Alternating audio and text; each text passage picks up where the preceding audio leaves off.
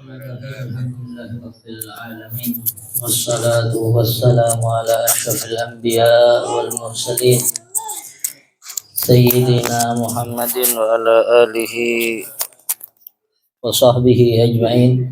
سبحانك لا علم لنا إلا ما علمتنا إنك أنت العليم الحكيم. رب اشرح لي صدري ويسر لي أمري واحلل عقدة من لساني يفقهوا قولي. Yang sama-sama kita muliakan, yang sama-sama kita hormati segenap orang tua kita bersama, wabil khusus Sayyidi Al-Amal Habib Muhammad bin Ali bin Zain Ba'bud, Al-Habib Abdullah bin Ali bin Zain Ba'bud, Al-Habib Alawi Ba'bud, dan segenap para habaib, para syiban yang tidak bisa Al-Faqir sebutkan satu persatu, namun sedikit pun tanpa mengurangi rasa hormat dan ta'zim Al-Faqir kepada antum semuanya. Alhamdulillah, alhamdulillah, kita bersyukur kehadiran Allah Subhanahu wa Ta'ala atas semua nikmat yang telah Allah berikan kepada kita, di antaranya nikmat sehat walafiat, nikmat taufik dan hidayah. Dengan nikmat ini Allah Subhanahu wa Ta'ala masih mentakdirkan kita untuk berkumpul kembali melaksanakan rutinitas setiap habis Jumat. Mudah-mudahan Allah Subhanahu wa Ta'ala tetap memilih kita agar kita bisa istiqomah dalam wadah ini, dan kita meminta kepada Allah mudah-mudahan kita semuanya tidak keluar dari majelis ini kecuali mendapatkan barokah umur, sehat walafiat, babul hajah dunawiyah dan ukhrawiyah, dijauhkan dari semua bala dan musibah, dan diampuni semua dosa kita, dan kita meminta kepada Allah kita tidak keluar dari majlis ini kecuali mendapatkan ilmu yang bermanfaat. Amin amin ya rabbal alamin. Karena permintaan Sayyidil Am Al-Habib Muhammad bin Ali bin Zain Ba'bud untuk membahas sekilas tentang maulid, kita semuanya ini ya alhamdulillah, kalau dikatakan mau memperingati maulid bukan hanya sebatas dengan bulan maulid. Kita bersyukur kepada Allah, kita setiap habis Jumat membaca maulid. Dan maulidnya Habib Ali Habsyi ini pernah dikatakan oleh beliau, da'wati ammatil wujud kullah wa maulidi hadza intashara fin nas ba yajma'hum 'ala Allah wa ba yuhibbuhum ila Nabi sallallahu alaihi wasallam. Maulidku ini, dakwahku telah menyeluruh ke seluruh penjuru dunia, dan maulidku ini sudah tersebar luas di mana-mana, dan maulidku ini akan mengumpulkan orang-orang menjadi satu dan akan menanamkan benih cinta kepada baginda Nabi Muhammad sallallahu alaihi wasallam. Alhamdulillah. Jadi kita ini sebetulnya berkumpul pada hari ini ya dalam rangka ya karena ditarik oleh magnetnya maulidnya Habib Ali Habsyi yang berhasil mengumpulkan kita bersama, tujuannya untuk menambahkan rasa cinta kita kepada baginda Nabi Muhammad SAW. Kemudian kita merayakan maulid itu tersendiri sebagai bentuk rasa bahagia kita akan kelahiran baginda Nabi Muhammad SAW. Karena ada salah satu ulama yang bermimpi ketemu berjumpa dengan baginda Nabi Muhammad SAW. Ulama ini sempat mengutarakan kepada Rasulullah tentang orang-orang yang memperingati hari Maulid, hari kelahiran baginda Nabi Muhammad SAW.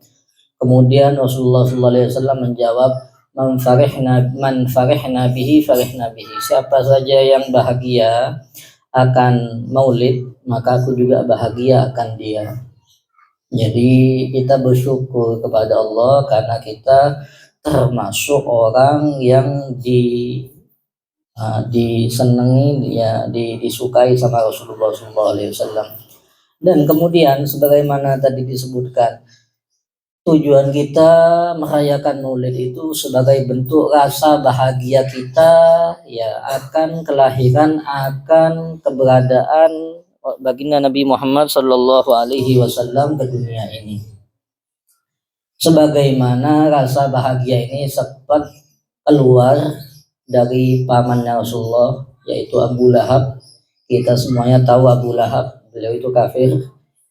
Dalam hal ini Sayyidil Habib Umar bin Muhammad bin Salim bin Hafiz bin Syekh Habib Bakar bin Salim, beliau menjelaskan dalam kitab Maulid Di'ulami beliau, qad basyarat Thuwaibatun sayyidaha Aba Lahabin fa'ataqaha farhana lam yansa khaliquna lahu farhatahu bil mustafa wa bidzal haditsu atana annal azaba muhaffafun fi kulli ithnaini li farhatihi biman wafana hadza ma'al kufri fa kaifa bi farhatin min dhi fuadin imtala imana.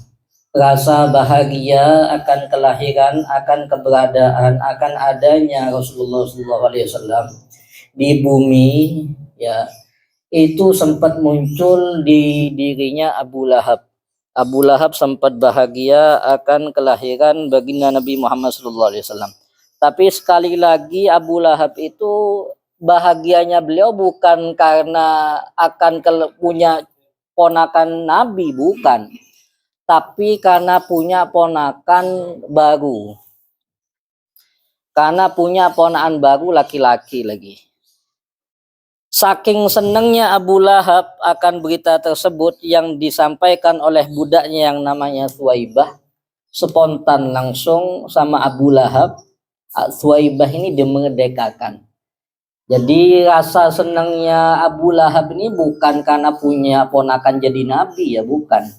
Tapi karena punya ponakan baru. Punya ponakan baru, dan yang memberi kabar ini budaknya namanya Thuwaibah. Makanya langsung dimerdekakan sama Abu Lahab. Tapi kata Sayyidil Habib Umar, lam yansa khaliquna lahu farhatahu. Allah tidak lupa sama rasa bahagia yang sempat keluar dari hatinya Abu Lahab akan kelahiran Nabi Muhammad SAW. Ada riwayat setiap hari Senin Abu Lahab itu diringankan azabnya di api neraka, diangkat, tidak diazab, ya, setiap hari Senin. Karena yang namanya neraka, ya, untuk orang kafir itu di dalam surat An-Naba dijelaskan, la yadzuquna fiha bardan wala syaraba illa hamiman. Nah, kalau kita pengen tahu fasilitasnya neraka, wabil khusus neraka jahanam, ini orang-orang yang berada di neraka, nasallallahu alaihi wal afiyah. Ya, mudah-mudahan kita semuanya masuk surga tanpa hisab. Di dalam neraka jahanam itu dijelaskan orang-orang itu tidak akan mendapatkan, ya, rasa dingin, tidur, tidak bisa merasakan tidur, tidak bisa merasakan makanan dan minuman kecuali dua. Jadi menunya di neraka itu cuma dua, hamim sama ghassak. Hamim itu air yang mendidih, itu jadi menunya itu. Jadi kalau ada orang yang pengen masuk neraka dengan alasan mau bikin konser nanti, ya itu menunya nanti itu. Itu yang pertama, ya, hamim. Ada namanya ghassak. Ghassak ini sodid di ahlinah, nanahnya penduduk api neraka. Jadi kalau di bahasa keren kan sekarang jus nanah namanya, bukan jus nanas, jus nanah namanya. Lah itu orang yang ada di neraka, ya, mereka mendapatkan itu. Tapi Abu Lahab setiap hari Senin diangkat oleh Allah SWT, tidak diazab. Bahkan dalam riwayat itu Abu Lahab bisa minum dari jari jemarinya. Nah, sebab kelahiran bahagia akan kelahiran baginda Nabi Muhammad SAW. Kemudian terakhir Sayyidil Habib Umar bin Muhammad bin Salim bin Hafiz, beliau menjelaskan, hadza ma'al kufri fa kaifa bi farhatin min dhi fuadin imtala imana. Ini rasa bahagia ini muncul dari hatinya orang kafir, mendapatkan keistimewaan yang luar biasa dari Allah Subhanahu wa taala. Lantas bagaimana kalau rasa bahagia ini berasal dari hatinya orang yang keimanannya penuh kepada Allah Subhanahu wa taala? tentunya balasannya jauh lebih istimewa. Kemudian ya, kalau kita membahas tentang biografi Rasulullah SAW sangatlah banyak. Kalau kita mau bahas tentang kasih sayang dan pengorbanan Rasulullah SAW, tentunya kepada kita sangatlah luar biasa. Di antaranya saja, kita semuanya sebagaimana di Al-Quran dikatakan wajahat sakratul maut, ya, bakal datang sakratul maut, itu suatu yang pasti. Sakitnya sangat luar biasa. Tapi level sakratul maut yang akan dirasakan oleh kita itu sebenarnya levelnya sebagiannya sudah diambil oleh Rasulullah SAW. Rasa sakit yang luar biasa di sakratul maut itu sudah diambil oleh Rasulullah SAW. Saking sayangnya kepada kita.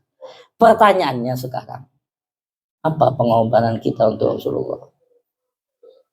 Kalau kita mau dikatakan mau balas jasanya Rasulullah, tidak bisa.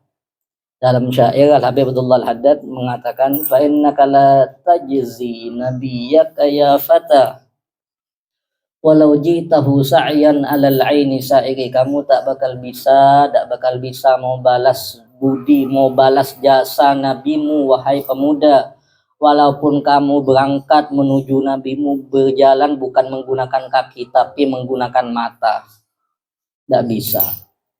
Nah, tapi minimal kita berusaha menyenangkan hatinya baginda Nabi Muhammad SAW.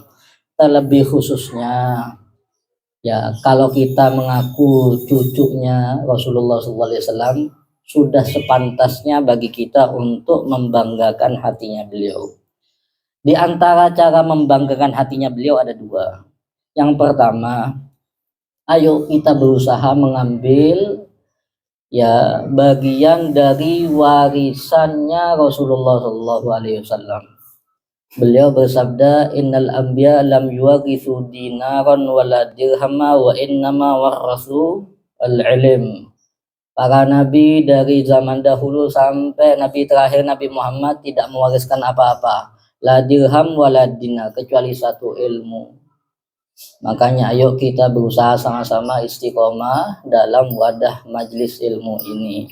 Ya, secara tidak langsung kita hadir majelis ilmu seperti ini itu sudah membahagiakan Rasulullah SAW. Sebagaimana salah satu makalahnya salah satu datuk kita, kalau tidak salah makalahnya Sayyidina Imam Muhammad Al-Baqir kepada anaknya, al-ilmu syarif wabi wabak ashraf wal jahlu gabih wabi wabak akbah. Ilmu itu bagus, mulia, tapi kalau ada di kita jauh lebih mulia. Sebaliknya bodoh itu jelek, tercela, tapi akan lebih tercela, akan lebih hina kalau ada di diri kita. Ayo kita sama-sama berusaha istiqomah dalam hadir majelis ini. Itu yang pertama. Yang kedua itu warisan yang ditinggalkan oleh Rasulullah SAW, yang sebetulnya kita sangat-sangat berhak untuk mengambil bagian. Kemudian yang kedua, ayo kita berusaha menjaga wasiatnya Rasulullah SAW. Dr. Muhammad Said Ramadan Al-Buti, beliau menjelaskan ada wasiat Rasulullah SAW saat-saat terakhir sebelum Rasulullah SAW meninggalkan kita semuanya. Tapi wasiat ini tidak diucapkan dan tidak ditulis, tapi bisa dipahami dari sikap dan perilaku beliau. Apa? Beliau itu Rasulullah SAW ketika tiba hari Senin subuh, masuk waktu subuh, beliau itu sakit sangat luar biasa. Beliau itu menyuruh yang namanya sahabatnya Abu Bakar untuk menjadi imam para sahabat yang lain di masjid. Dan sebagaimana kita ketahui bersama, rumahnya Rasulullah SAW itu berdampingan dengan masjid, hanya dibatasi dengan tirai, satir. Ketika Sayyidina Abu Bakar sholat berjamaah menjadi imam untuk para sahabat yang lain sholat subuh, itu Rasulullah SAW bangun. Dari tidurnya tuh beliau bangun, ya, lihat orang-orang para sahabat yang lagi sholat berjamaah. Beliau senyum. Seakan-akan terpancar dari senyumnya beliau, penyakit beliau hilang. Rasa sakit yang beliau alami hilang. Ya, ini wasiatnya Rasulullah SAW terakhir. Seakan-akan beliau mengutarakan kepada Allah, ya Allah, Engkau ya Allah, ya semasa aku hidup Engkau mengutus aku kepada mereka untuk mengajak mereka mengenal kepada Engkau, beribadah kepada Engkau. Sebentar lagi aku akan meninggalkan mereka menghadap kepada Engkau ya Allah. Lihat mereka tetap ya Allah, mereka ya bersatu padu kepada Engkau, mereka juga beribadah kepada Engkau ya Allah. Nah, yuk kita sama-sama menjaga sholatnya kita. Karena kalau kita membahas fadilahnya sholat sangat-sangat luar biasa. Di antaranya khususnya kita, yang namanya kita ini selama di dunia itu yang dilihat adalah materi.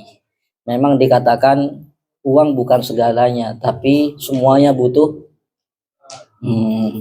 Kalau yang kita lihat adalah materi, pesannya Rasulullah SAW kepada kepada Abu Hurairah, ya Sayyidina Abu Hurairah. Rasulullah SAW pernah bersabda, ya Abu Hurairah, mur ahlaka bis shalah, innallaha ya'tika bil rizq bin haitsu la tahtasib. Abu Hurairah, perintahkan suruh keluargamu untuk sholat.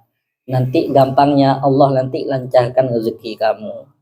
Ya, kalau kita mau sholat, mau rezekinya lancar, ya sholatnya juga diperbaiki, diperbagus. Ya kalau kita sholatnya ya asal-asalan, ya rezekinya juga asal-asalan. Ya mudah-mudahan yang sedikit ini bisa bermanfaat buat kita semuanya. Kurang lebihnya mohon maaf. Hadza minni wal afu minkum. Wassalamualaikum warahmatullahi taala wabarakatuh.